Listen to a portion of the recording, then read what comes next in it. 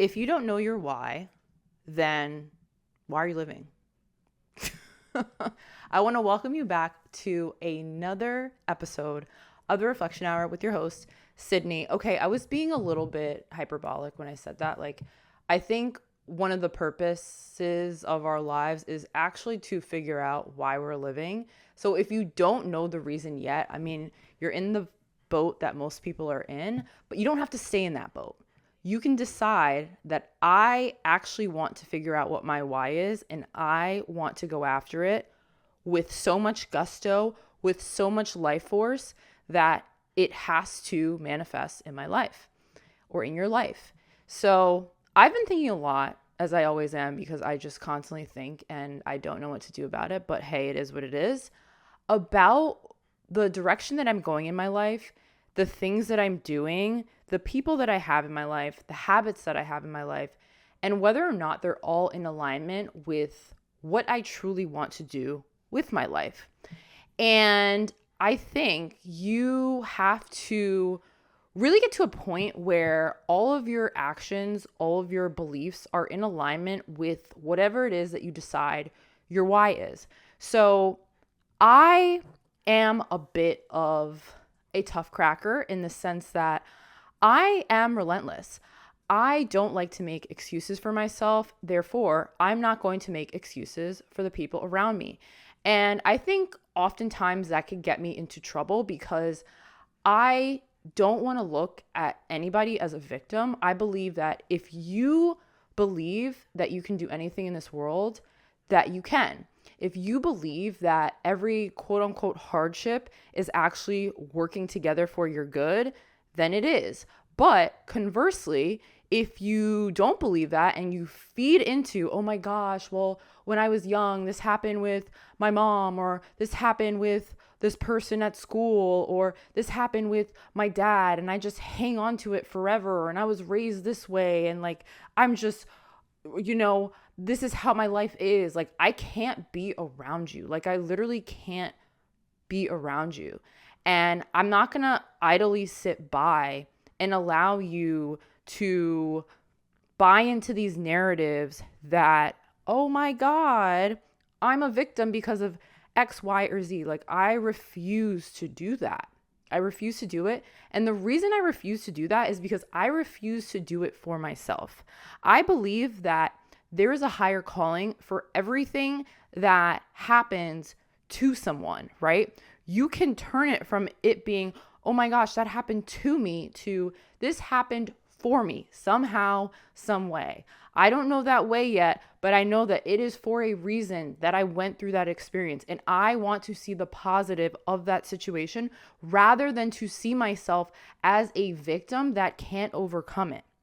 And I have that feeling for every single person. I truly believe everybody on this planet is here for a reason, and that we go through the things that we go through for a reason, that we have our unique perspectives for a reason, and that if we actually do the inner work to find out what that reason is, that is how we find our why.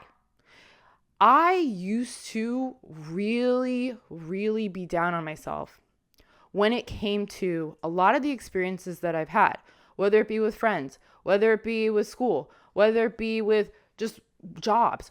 It could be with anything, right?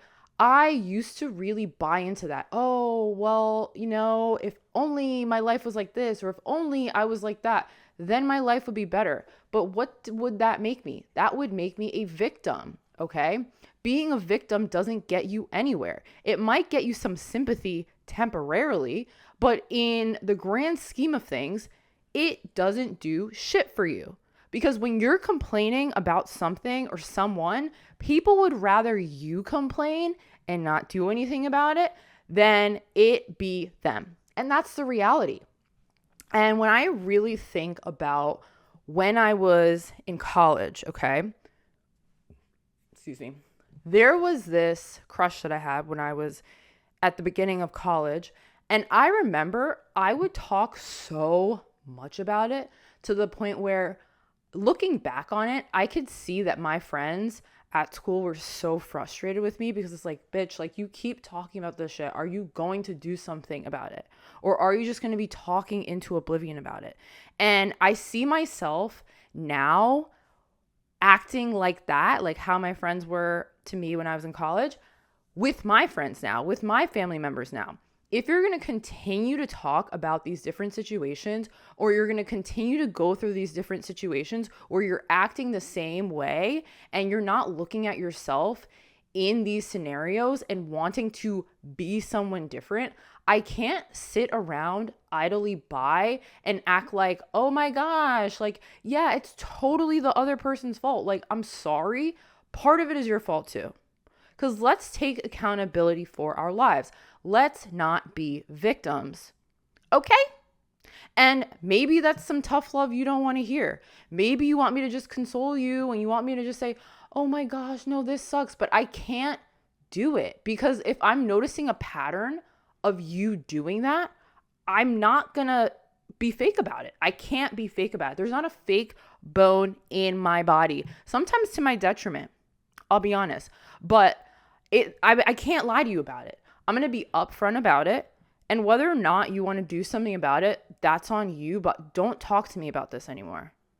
Don't talk to me about it anymore. Because I can't fathom doing that myself, especially at this place in my life right now. And I think when I can ultimately reflect back to someone like, you're not a victim in this, you're a victor, I think that does a lot more good than if I were to be fake with someone and to act like, oh my gosh, yeah. But it's like, if I keep having this conversation with you over and over again, well then you're insane and I can't do it. It's funny. I saw this video earlier and it was talking about how changing your life is like a math equation, right? If you change the inputs, you will change the output. So when it comes to you and your life, me in my life, if I change the inputs into my life, I will change the output out of my life. So if I keep doing this, hanging out with these people, having this mindset, I'm going to continue to get the same results versus if I start to change my habits, if I adopt a new mindset, and if I start doing different actions, that's going to result in a different life. So that is why ultimately everything is up to us. We are the controllers of our lives.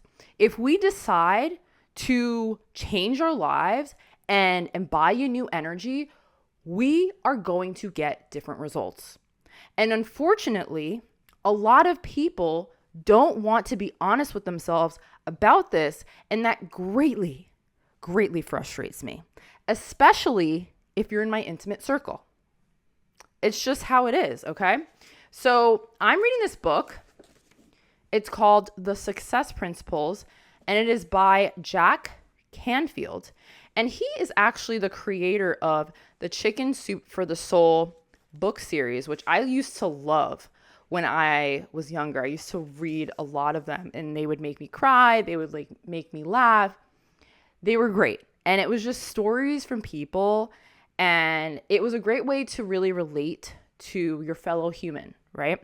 So I have read this book once before, but I started to reread it maybe at the end of last week, just because I think I'm in a different headspace than I was before. And I feel much more on purpose now than I ever have in my life. So I felt like maybe now's the time for me to watch this again or read this again, right? So something that I am talking about in this episode is really about finding your why, right? So I want to read this little excerpt. Without purpose as the compass to guide you, your goals and action plans may not ultimately fulfill you. So without purpose as a compass to guide you, your goals and action plans may not ultimately fulfill you. You don't want to get to the top of the ladder only to find out you had it leaning up against the wrong wall. And I thought that was really interesting because I know for myself, for a really long time, I definitely had my ladder up against the wrong wall. I really thought that I wanted to be a startup founder in the sense that of like a Mark Zuckerberg or a Brian Chesky of Airbnb or a Bill Gates of Microsoft. Like, I thought I wanted to go into tech. I thought I wanted to be this billionaire because of tech. I thought moving to San Francisco was a thing for me. But over the years, I've really learned that the why for doing that was not really in alignment with me. The reason why I wanted to do that is because I wanted to be a billionaire. And there's nothing wrong with being a billionaire. But if you want to be a billionaire for billionaire's sake because you want people to look at you and know that you have money, I mean, that's not a really great why. It might drive you for a little bit, but it's not going to drive you for very long. So I basically realized, you know what? I need to maybe get back to the drawing board. And I think for the longest time, honestly, my own ego was really, really hanging on to this thing for dear life. And I think we don't want to be honest that our egos can be our enemies when it is attached to an identity that really doesn't serve you whatsoever. And that was the case for me. So I want to read a little bit more of this chapter just because I think it's really good. So the chapter is actually called Be Clear Why You're Here. And there's this quote from Elizabeth Kubler-Ross. Learn to get in touch with the silence within yourself and know that everything in life has a purpose. So he starts, meaning Jack Canfield. I believe each of us is born with a life purpose. Identifying, acknowledging, and honoring this purpose is perhaps the most important action successful people take.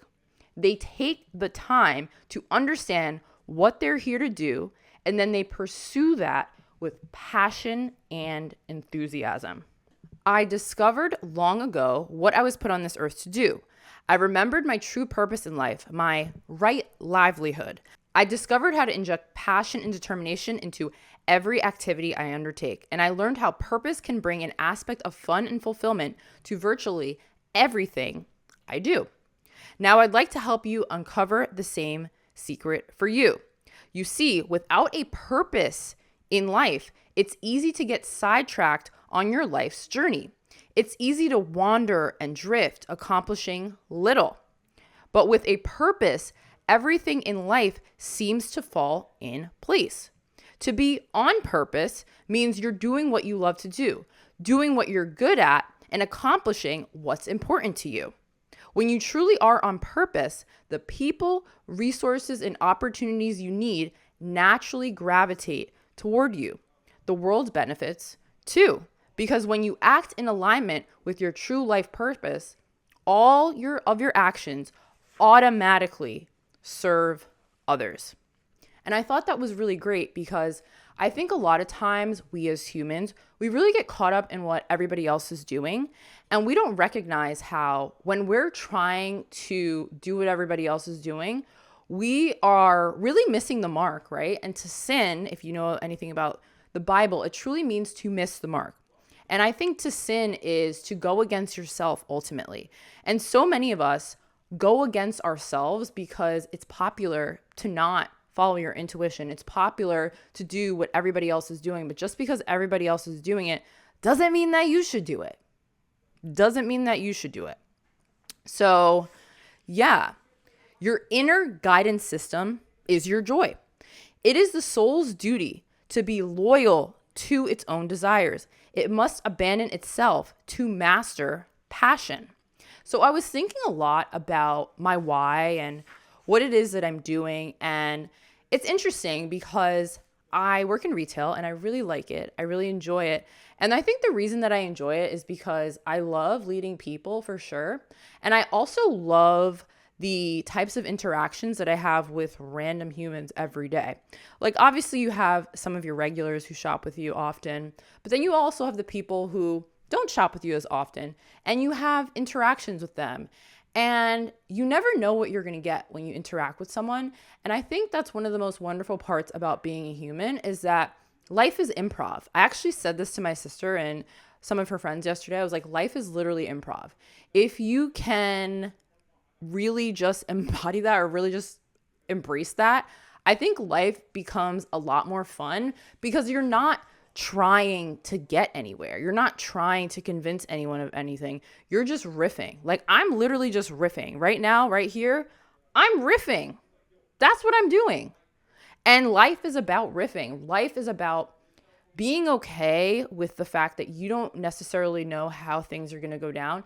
And I think that's okay. And I think when you can be okay with the fact that you're not going to have the right answers, you're just fucking going through life, life gets better because then you take the pressure off. So many of us, we put so much pressure on ourselves for our lives to look a certain way, for us to be friends with the right people, for us to have the right job. But it's like, literally live your damn life. Who cares?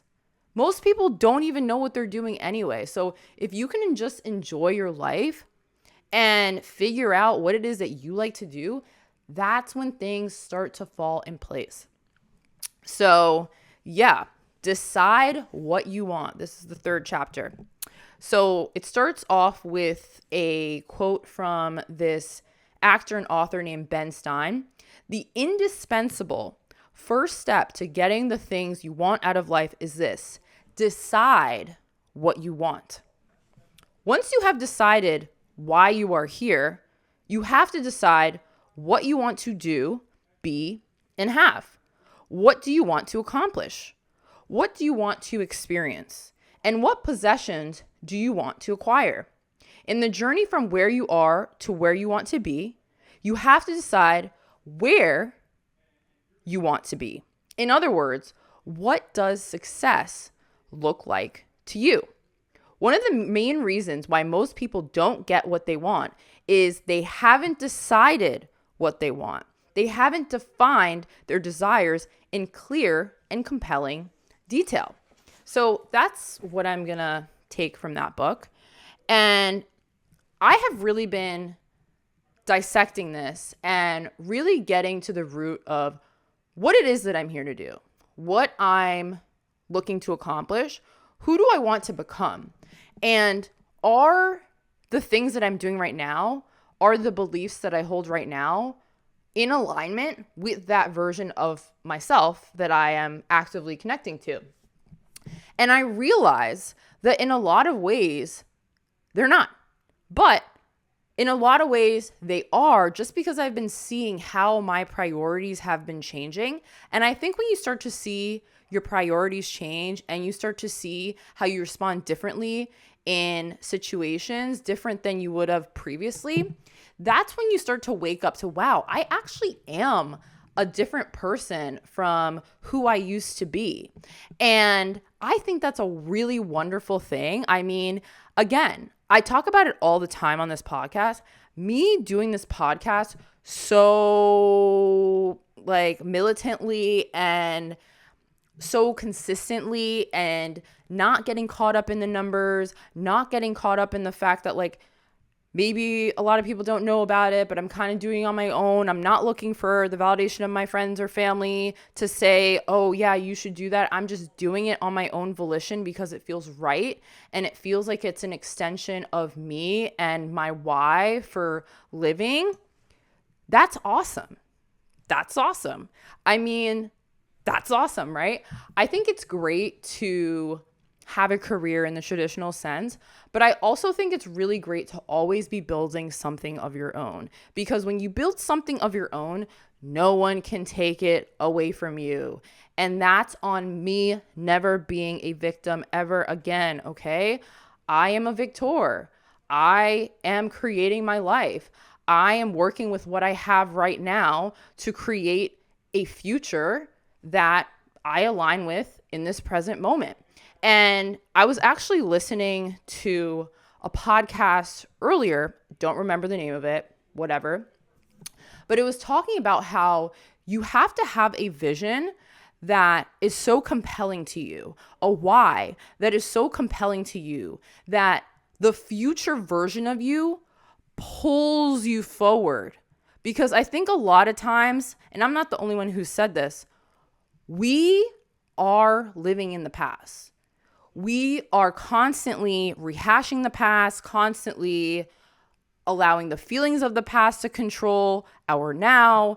And the only thing that we really have that we can never get back is time. Okay. So if you are spending your time thinking about things that have passed, you're wasting your time. You're wasting your energy. You're better off creating a new model of the future that makes the past model obsolete. And that is a quote from Viktor Frankl, or I think it was Buckminster Fuller. I'm really blanking on the exact quote, but it's essentially that you should create a future that is so compelling that it rewrites the previous, I guess, like software essentially that you had running for all this time, right? Like you have to create a completely new frame so that it makes that past frame irrelevant. And you have to think about your why in this way, right? Like when you have a why that is so compelling, it really just invigorates everything in your body, all the cells in your body.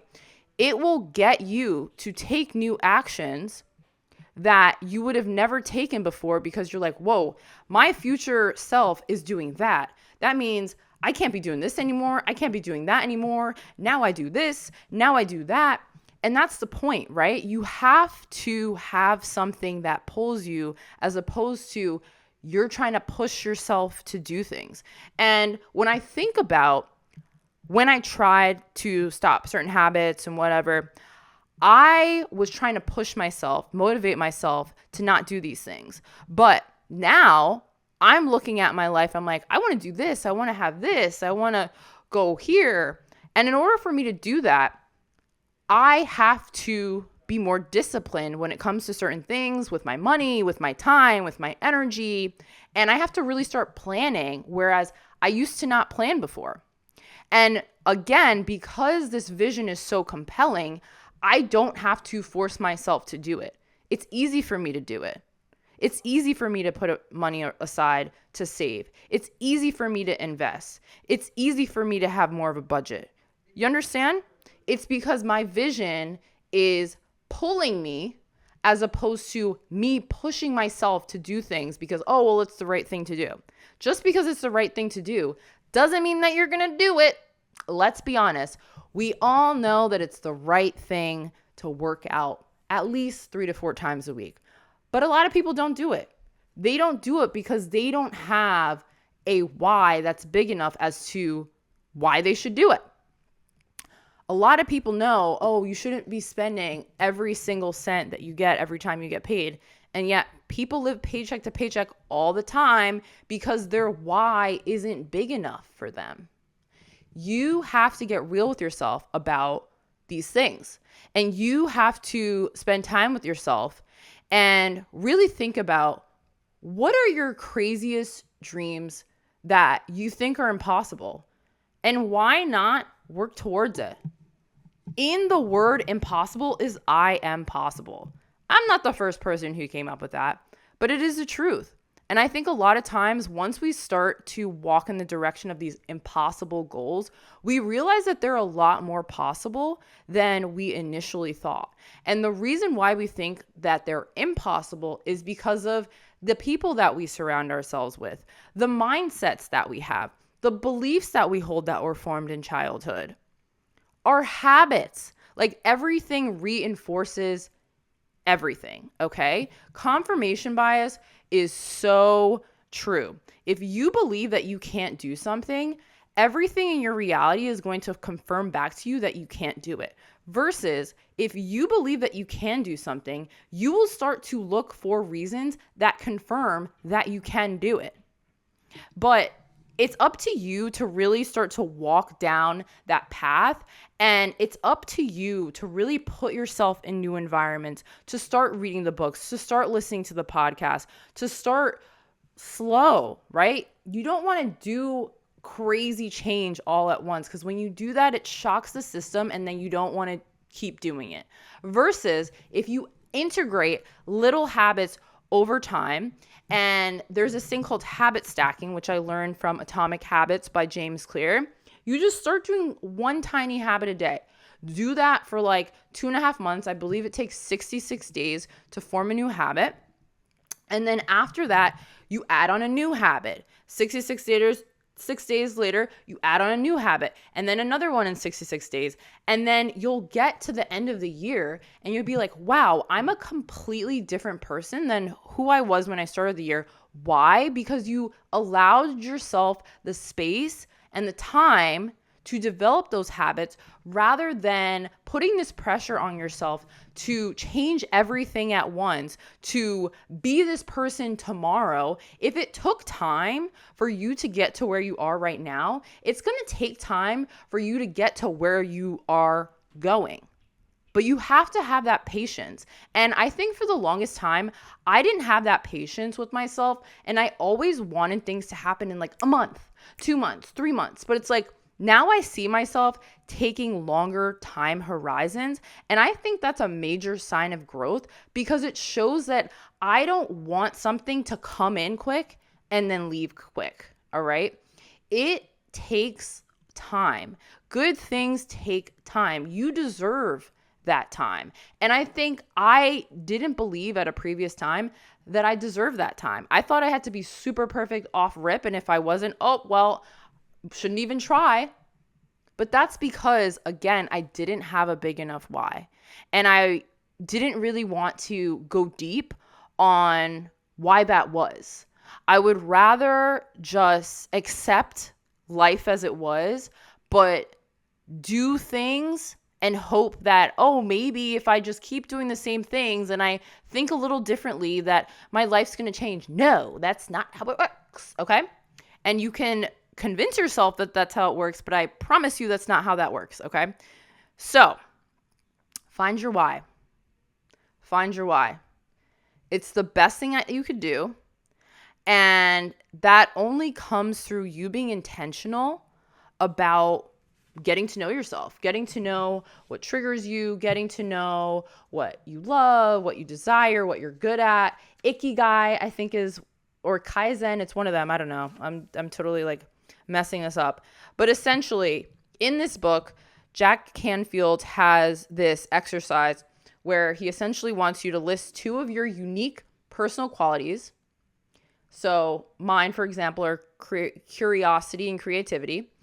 And then the second part is list 1 or 2 ways you enjoy expressing those qualities when interacting with others. So I said to inspire, to teach. 3, assume the world is perfect right now. What does this world look like? How is everyone interacting with everyone else? What does it feel like? Write your answer as a statement in the present tense, describing the ultimate condition, the perfect world as you see it, and feel it. Remember, a perfect world is a fun place to be. So as an example, I wrote, everyone is building a life that they love. Everyone is being a positive influence on each other. Everyone knows their worth.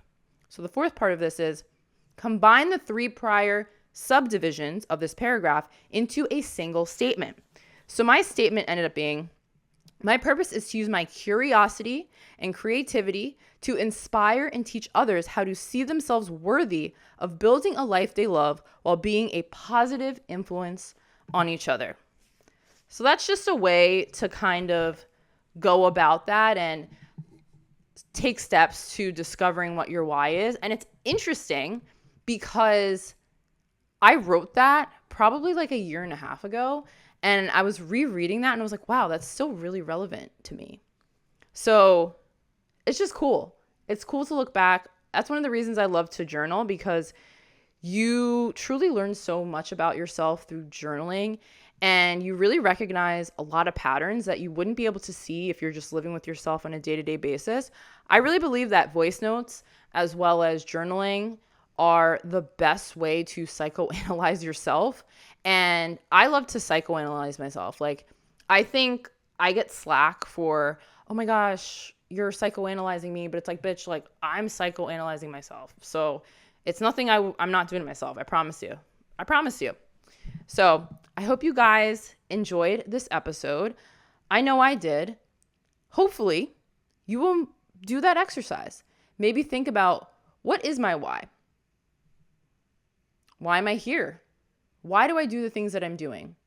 And are the things that I'm doing truly in alignment with my why with me? Or am I just doing the things I'm doing, hanging out with the people that I'm hanging out with in the job that I'm in because it's a default response? Live your life on purpose as opposed to living your life not on purpose. So if you like this episode, like, comment, subscribe, and I will see you all in the next one.